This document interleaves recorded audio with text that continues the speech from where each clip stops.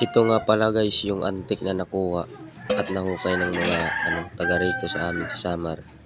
Iwan ko kung totoo ba ito o hindi. Kasi yung disenyo niya parang nasa Egypt. So ayan guys, kung nagustuhan nyo itong video na ito, sana mag-comment kayo sa ibaba at mag-like at mag-share. Kung totoo nga ito, kasi yung disenyo niya kakaiba. Parang sinaunang panahon. So ayan mga guys. So lahat pong nakakaalam ng mga yung mga antikan dyan, pagtanong nyo kung ano talaga to, kung totoo nga o hindi, at saka magkano naman ito ang halaga kung ipagbebenta sa museum. So ayan guys, kitang kita nyo naman na kakaiba talaga yung disenyo niya.